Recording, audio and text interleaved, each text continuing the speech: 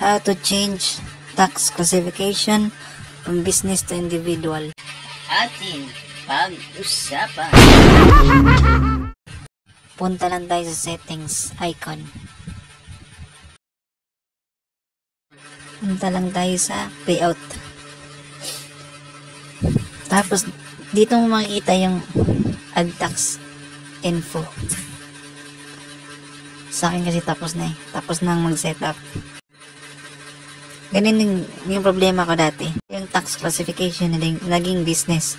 Pero ngayon, individual na kasi to. Kasi, yun, report ko lang sa Facebook. Dito kasi may makikita kayo sa taas. Click nyo lang yung get help. Kung walang get help, kung may makikita kayong question mark icon, yun, click nyo rin doon. I-click nyo lang kung ano ang gusto nating i-report. Tapos para may idea kayo, sa report ko kasi, dito natin makikita sa help and support. Tapos, support inbox. Ito yung mga response na, di ba? Ang dami. Kaya madami yan. Lagi akong nagre-report sa kanila. Kinulit ko lagi si Facebook Meta para ma-resolve po yung problema natin.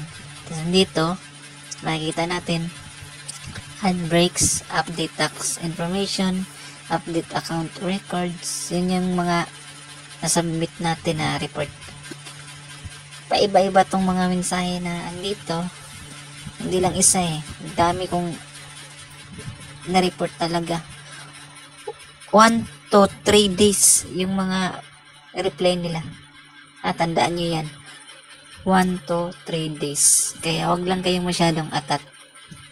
Tapos ito yung isa. Product issue, add breaks, update tax information, update account records. Tapos yung message, basahin nyo sa pinakababa.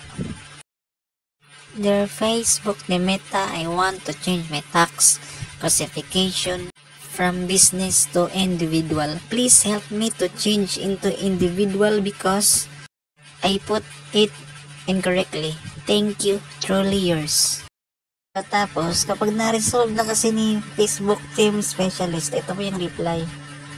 Yan, thanks for reaching out. Tapos, sa baba, successfully resolving this issue. Automatically remove and hold on your account. Yan, yan. And diretso na tayo sa baba.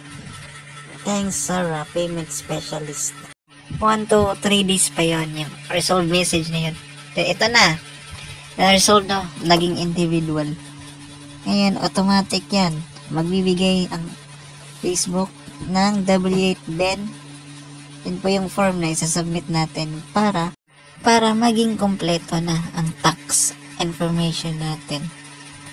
At dahil dyan, kapag malaki ang laman, pwede na tayong makapag-payout. Wala na tayong dapat ipag-alala dahil madali lang palang resolbahin yung tax classification natin.